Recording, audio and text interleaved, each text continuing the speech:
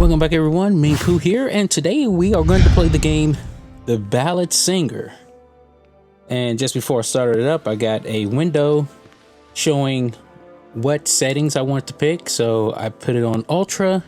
And this is sort of like a choose your own adventure game. Everything is narrated. So let's see how well this game performs on the Acer Nitro 5, and I'm pretty sure it's going to do all right. Looks like we have, it's not standard video settings, but the effects are on and the brightness and gamma is set to 0. So not much to change there. We got the music and the voice and your left and right ear level. Ooh, left ear level 3D, tune in. What does that do?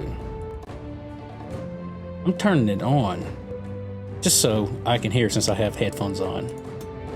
Yeah, let's save that. Can we go to game? Okay, appearance of choice is at start, text size medium. Keep book position, no. Controls. I could use a controller, but right now I guess I'll use a mouse. We have an interface, got some voices, and the book. Look like some stuff's locked up. And let's go back. What's continue? It shouldn't be a continue because I haven't played this yet. There's no loads either. Trophies and missions. Looks like you can get some trophies. And missions. Not too many, but they're there. Let's see. We've already went to options. We got some credits. And that's just some people who made the game. All the voices and stuff like that. We're on version 1.8, just in case you're wanting to know. And leave the game. So let's go ahead and start this up. You know, we pretty much know we're going to get 60 FPS, so I'm going to turn that off about 2 minutes into the game. So we start the new campaign. Oh, definitely got to turn it off now so we can see. We got Leon, Master of Elements.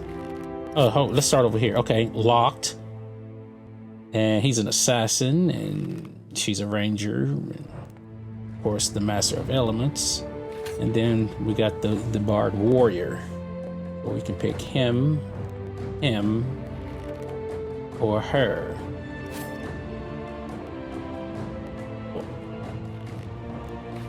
Well, we can't even pick him. I didn't even see that lock right there, so my bad. Rangers are good.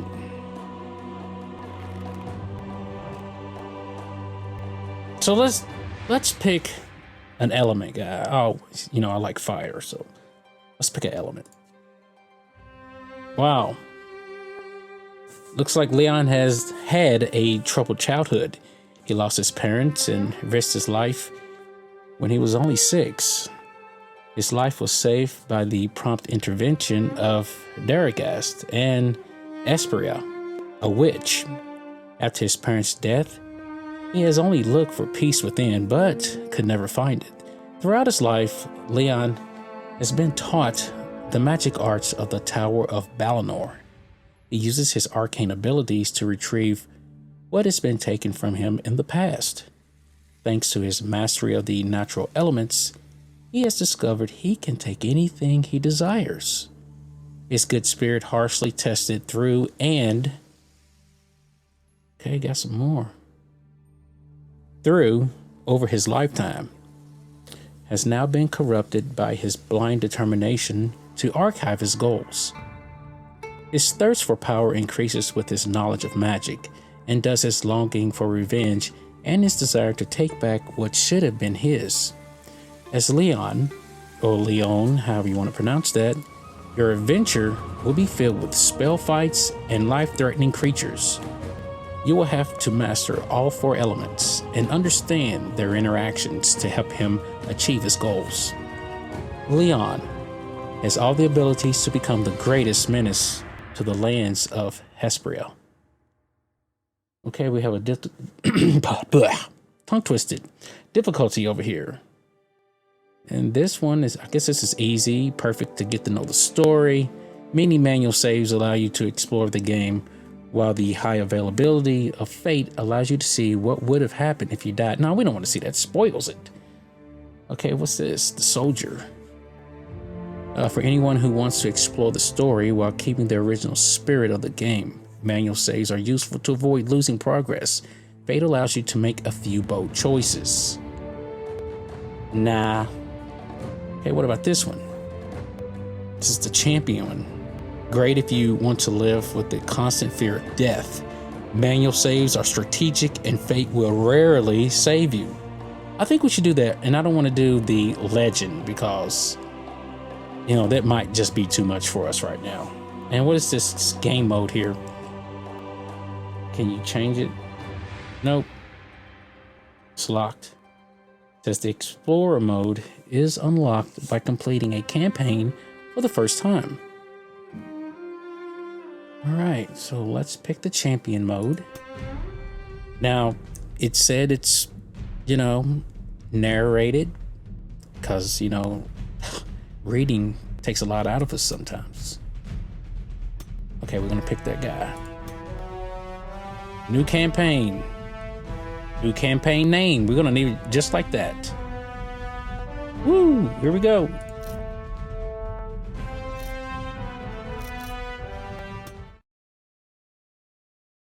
Turn those back on. This tutorial should help you get familiar with the game's interface. Clicking on the choices, you'll shape the story and proceed along your adventure.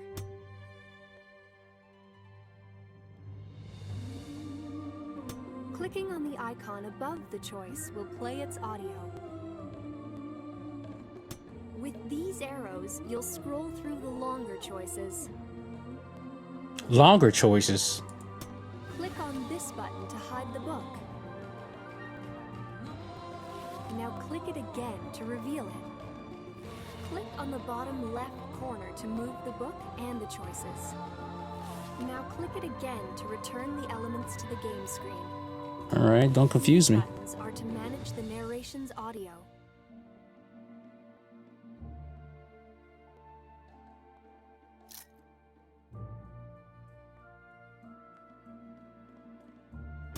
Here, you'll find the icons to manually save the game and to see the amount of fate you have left. Here, you can find the icons to return to the main menu, to see the game's options, and to pause the music and narration. Interesting. When you return to the main menu, the game is automatically saved to the autosave slot of the campaign. I'm going to turn it up a little bit. I mean, I can hear it, but it's still faint. You can customize all the controls from the game options. Now, click on the first choice to begin your story. Well, hold on. I want to Click on turn... the other one if you'd rather get to know the game system better. Let's go ahead and click this one, just so you'll know as well. The narrative branches of the ballad singer have a horizontal structure. This means the only way you can find out all narrative developments is exploring the different choices and adventures of all characters. Manual saves are a crucial tool for this.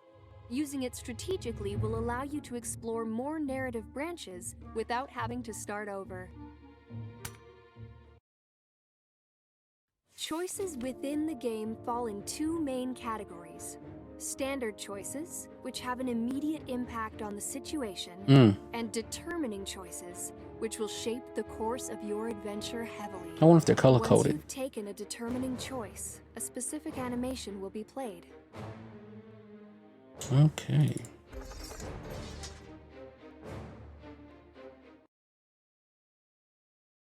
Besides choice, you'll be able to influence the campaign based on how you use the characters throughout your adventure.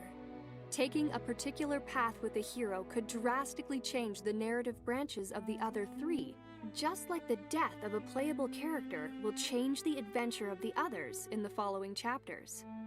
Playing as each adventurer, you'll see the events unfold through that character's perspective. This is cool. You will also have to rely on the information they have, which sometimes may not be enough for you to make the best call.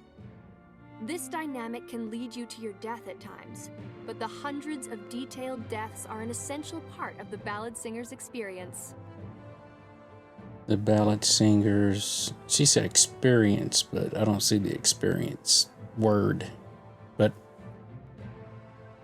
okay, there it is. Fate allows you to repeat a potentially fatal choice to find out what would have happened if you were to die. While you still have available fate points, you can choose to continue with the current character, or you can switch to another. This choice is extremely important, as it will influence the other narrative branches of your story. Click on the skull to choose how to use your fate.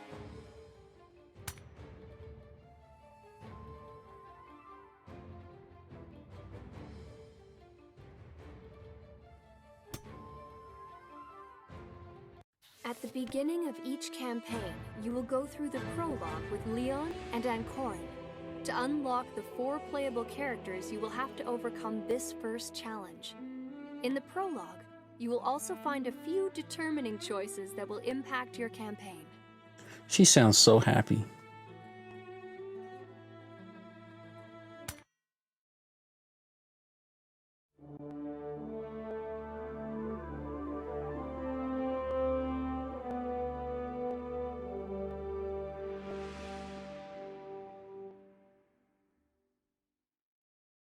Fellowship For years now, of the peace Ring. has been reigning over the continent of Hesperia.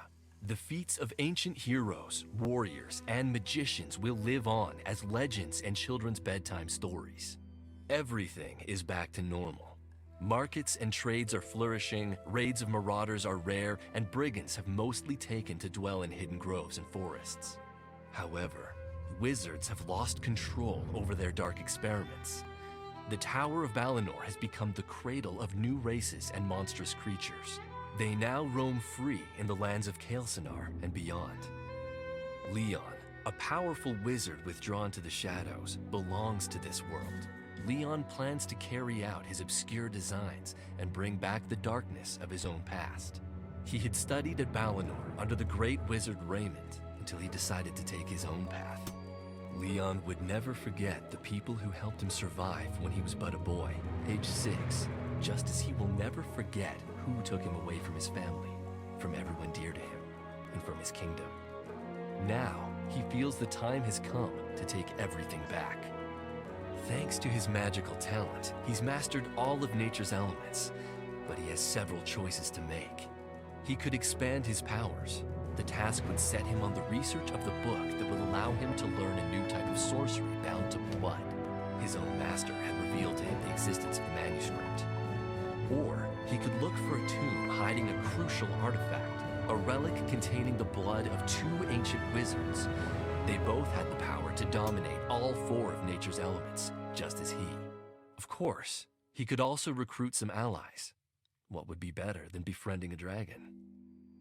A hooded figure trudges through the rain, supported by a cane just as tall as him. He has just left the Tower of Balinor and has no intention of turning back. He meditates on his ambitions and craves a new beginning for his life. His heart beats madly as he steps along the path. The dull sky, laden with clouds, mirrors the torment grasping his chest.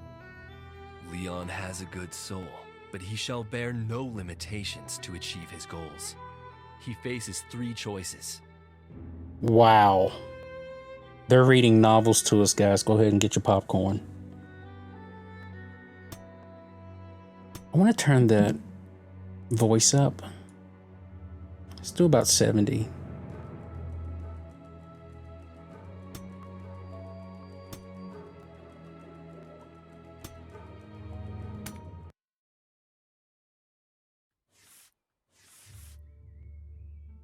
Okay, retrieve the book, search for the dragon, find a tomb with the relic.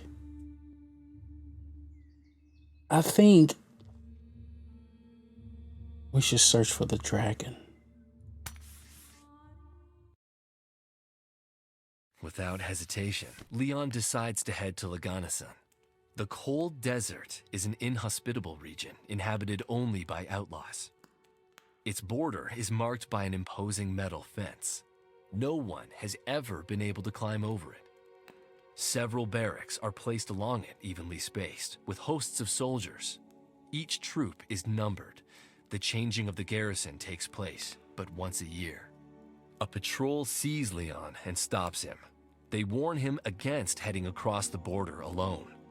Leon tries to pull rank as a sorcerer, meaning to persuade them to let him through. Instead, the soldiers surround him and escort him to the highest-ranking officer. And this is? The captain inquires. He wouldn't say. One of the soldiers replies. Talk then, or I'll lock you up. Let's answer his questions. My name is Leon.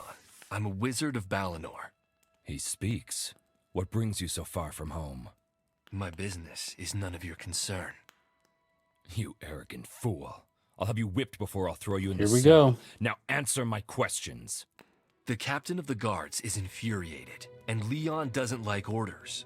The wizard must now decide whether to submit and start answering, or to attack. Man, this reminds me of the King's Quest games. All right.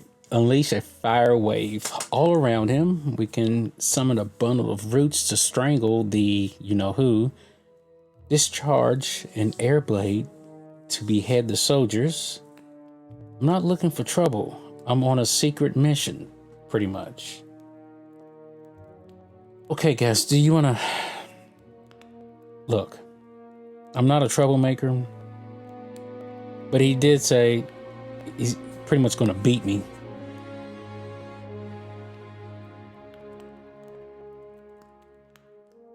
Let's kind of lay low for a minute. There are no secrets here at the border. Arrest him. Let's see if a few days in jail will get him to talk. Well, it's over now. We're fighting. we have no choice. Leon is outraged by the power play taking place. He decides to act upon getting rid of his audience. We should burn them. We're going blunt all the way. Whoosh. Leon is fast, and the soldiers have no time to react. His hands are as quick as his tongue, and he unleashes the spell. Despite the devastating effects on his opponents, he is safe. The sorcerer smugly smirks.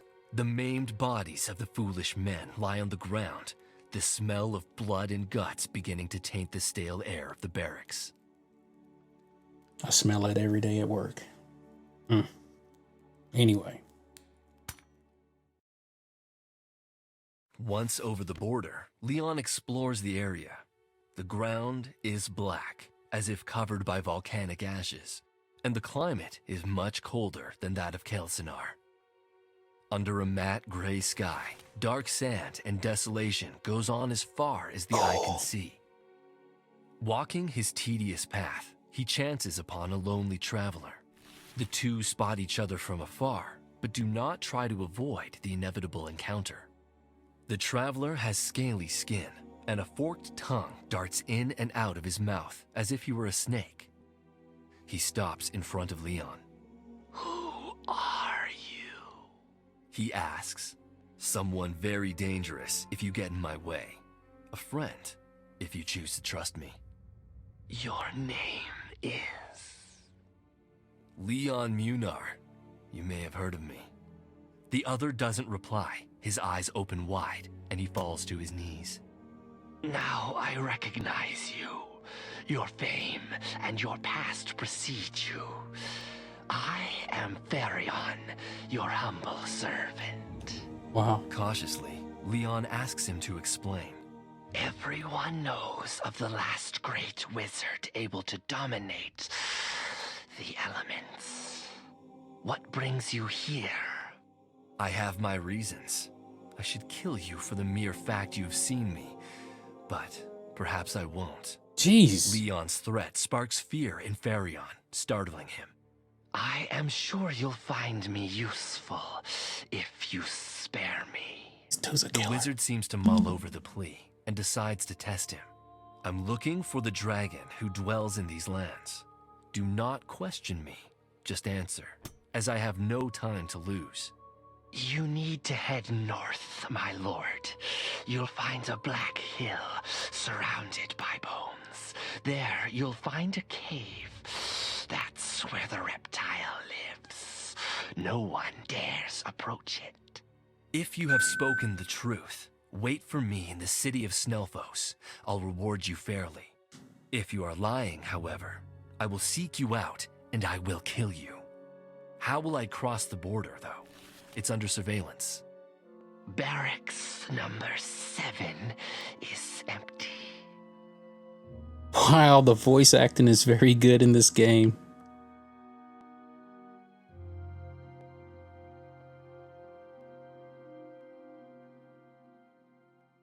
Very good. After some time, Leon finds the hill surrounded by bones, just as the Snake Man had described it. The glacial cold is in sharp contrast with the burnt color of the dragon's lair. A strange feeling grips Leon's stomach, but he doesn't give in. He knows which way to go. A nauseating smell comes straight from the cave's center. There, he finds a huge reptile, curled up and resting. It is motionless, snoring blissfully. This is the moment of truth. Here, Leon could find a powerful and nearly invincible ally. Let's go into the cave, guys. Oh, yeah.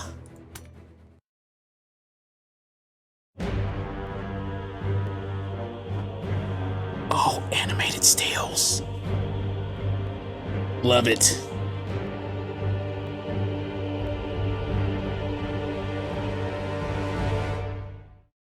The dragon. The wizard decides to step into the cave, and an eye is soon upon him.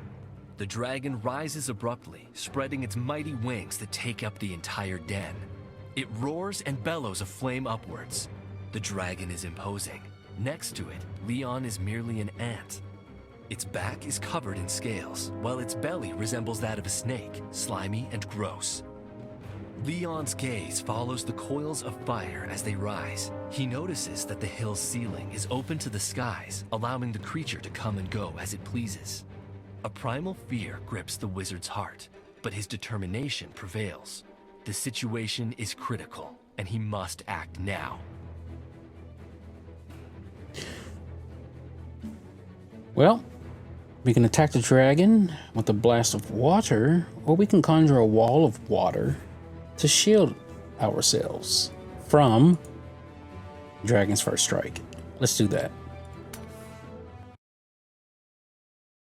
The wall of water conjured by Leon shields him from the blast of fire, confusing the dragon. Leon must seize this moment and decide whether to hurl a volley of water blasts at its head to knock it out without wounding it, or to block the movement of its limbs by summoning roots from the ground. Well, if we do the roots, the dragon might break it because we really don't know how strong he is. We need to knock him out. Water blast. His play succeeds, and the dragon collapses achievement. to the ground, exhausted. Leon approaches the reptile and lays a hand on its snorting snout. Leon gathers a state of utmost concentration as he was taught by the wizards of Amarin. He exploits his telepathic abilities to sneak into the mind of the now tame beast. He conveys the message that he is a friend who simply needs its help. The dragon is confused, and the wizard manages to flatter it quite easily. Despite its colossal size and devastating power, it is still just a simple-minded animal. Even though Leon has gained control over the dragon, he can't take advantage of all its talents just yet. Therefore, he decides to go back to pursue the other aspects of his plan. Now that he's established a lasting bond, he'll be able to summon the beast to his side whenever he shall want. Art style is pretty good, guys. What do you think? I think it looks really good.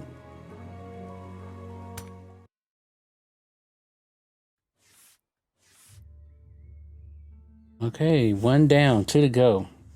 I'm assuming. Let's go retrieve the book.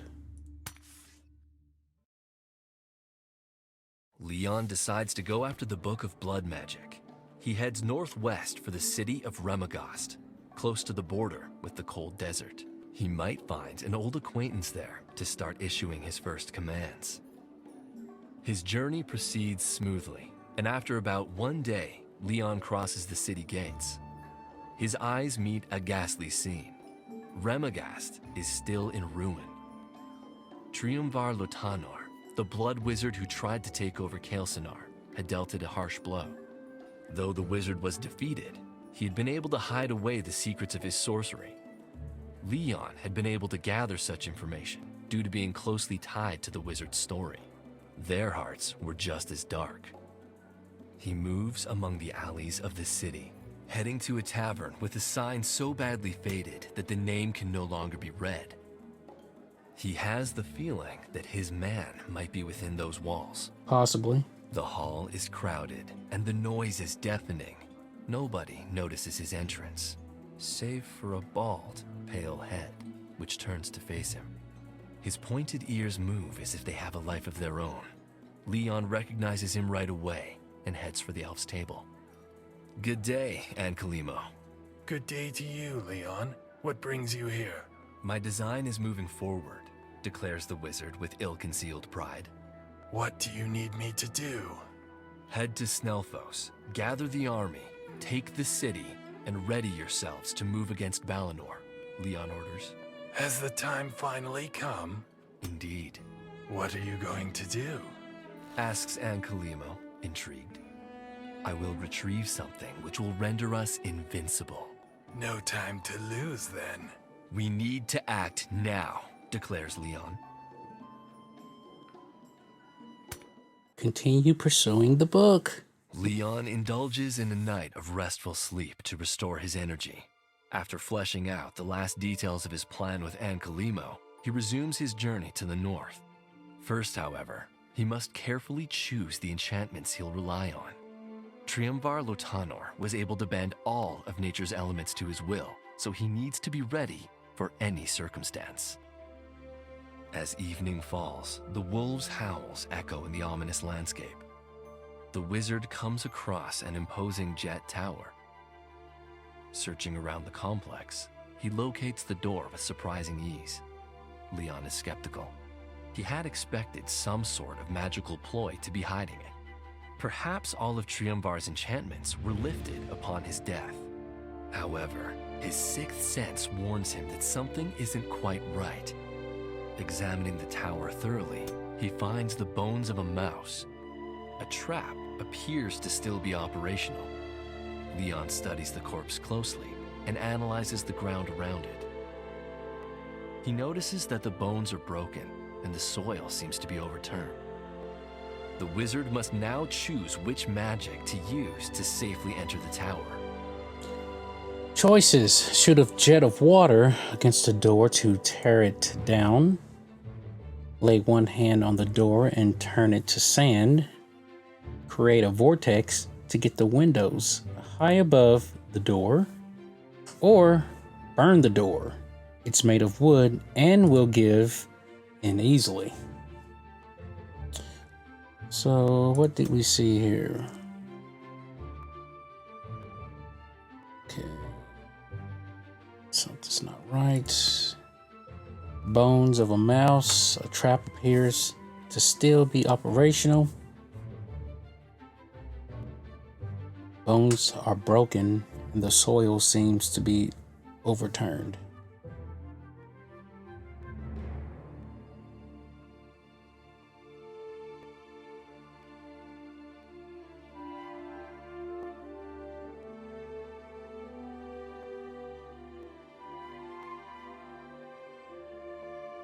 Let's do this one. The window's shutters are open, and Leon enters the tower effortlessly. The room is pitch black, save for a single glimmer of light that shines on a desk. As Leon takes a step forward, the windows shut abruptly and everything fades to black. A heavy silence looms over the room.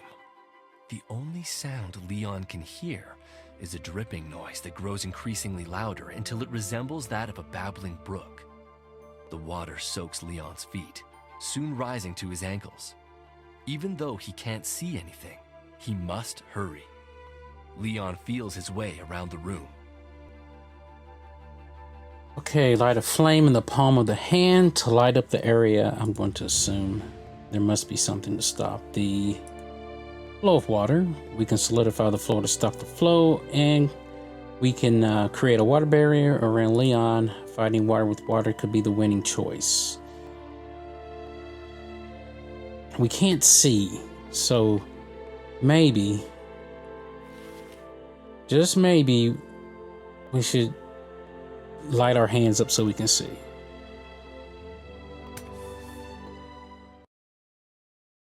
Searching the room, Leon finds an hourglass on the desk, the only object in the otherwise unadorned chamber. Leon tries to pick it up, but the base is fixed to the desk as a sort of lever device. The movement stops the water flowing in from above, and it starts to drain out through several nozzles that sit along the walls. Meanwhile, a door opens, pointing him towards a long and winding spiral staircase. It leads up to the top of the tower. Leon bolts in as the door shuts behind his back. This time, the room lights up completely. The chamber is circular in shape, and at its center lies a bookstand with a significant tome on top. Closing in, Leon reads the title, Blood Magic. Everything seems easy, perhaps too easy. But Leon has a shut door behind him, and there is no way out. Out of nowhere, a fire elemental appears, ready to jump on the sorcerer. Alright, summon a water elemental to fight the Guardian. Summon an earth elemental to fight the Guardian. Water can beat fire, but enough fire can beat water, turning it to steam. Earth can beat fire by suffocating it. A lot of it. Let's pick the water. Leon kills the Guardian and takes the book. A secret door opens along the side of the tower, and he steps in. Wow. A That's row pretty cool. of torches lights his path. Even though he can't fathom how any of it is possible, 1,000 thoughts rush through his mind. He has faced many dangers, including death. However, he had done it. The tunnel takes him outside, from where Leon will resume his journey.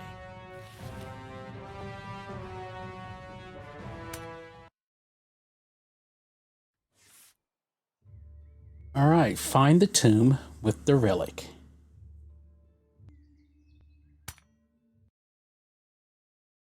Leon enters the Rulath Forest, an area that has long served as the home of several outlaws. Reminiscent of his mentor's stories, he remembers that the tomb of Asperia, the magician who had protected him as a child, should be here. The tomb guards a medallion containing the blood of 2 wizards who, like him, were able to control all 4 elements of nature. He must have it. Thanks to the instructions in the Blood Magic book, he will uncover the secrets that will allow him to fulfill his claim to power. Leon explores the darkest nooks, looking for telltale signs. A shadowy atmosphere surrounds him, as if he were inside a cemetery, or worse, an open-cast crypt. An ill feeling rushes through him, such as he has never felt in his entire life. After wandering for several hours, Leon finds 2 tombs. They are both just simple mounds of rock, with no apparent markings. However, opening the wrong one might wake up the dead. He examines the tombs more closely and finds a detail he hadn't noticed before. The first tomb seems to have some old, small, clotted blood stains, while the other displays normal signs of wear due to the effects of time. Let's pick the one that does not have blood on it. Let's do that. He made the right call. After some major effort and a few hours' work, Leon retrieves the jewel. Weirdly enough, his old keeper's bones weren't inside the tomb, a fact which leaves Leon quite astounded. He takes the silver pendant. The medallion is divided into 3 sections. 2 contain a red liquid, whereas the third is still empty. ready to receive more blood. Leon must now learn to master this type of magic. He's fascinated and can hardly wait.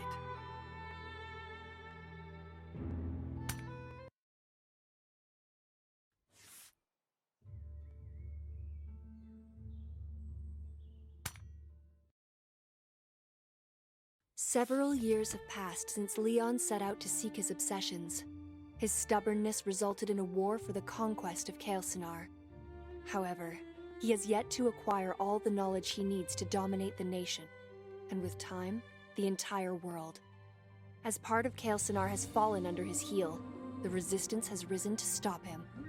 The head of the rebels has hidden in the Ismaran forest. He has called for a council to end the war and destruction wreaked by Leon. He is aware that people need a hero to inspire them if he is to gain back the trust that continues to falter day after day. The head of the rebels is none other than Raymond, the wizard who once ruled the Tower of Balinor. He turns to a ranger to search far and wide for the only person who could take on the role of such a hero, the famed Daragast Layar. As Raymond mulls over the desperate situation, he sips a glass of wine in his austere tent. He indulges in a singular, quiet moment before the volunteer for Daragast's search is called inside. And Koran, a young, green-skinned woman, steps up. She's a sylph and an expert tracker. She belongs to a new race, another failed magic experiment. However, instead of isolating herself from the world, she wishes to be part of it, so as to give her life meaning. And Koran wishes for acceptance. She longs to leave behind all the years of abuse and mistreatments. She has joined the resistance, seeking deliverance from her past. And Corin, I'm glad you've come forward for this mission. I want to help the cause, Raymond. Sylph replies. Where do you suggest I begin? The most recent intel we have dates a few years back and comes from 3 different locations. You could try looking in the city of Akma, the forest of Rulath, or in Rost. Unfortunately, we can't tell which are trustworthy. I'll depart immediately, Ankoran declares. I'll be eagerly waiting for your return. Ankoran bows to Raymond and takes her leave to start packing for her journey. She needs supplies, weapons, and money. But first, she needs to choose where she's heading. Alright guys, I'm going to stop it here, as this is going to be a pretty long game, as you can tell. It's going to span some different characters and all different things you can try, and trial and error type of things. But I appreciate you watching, and until the next one, Meanpooh out.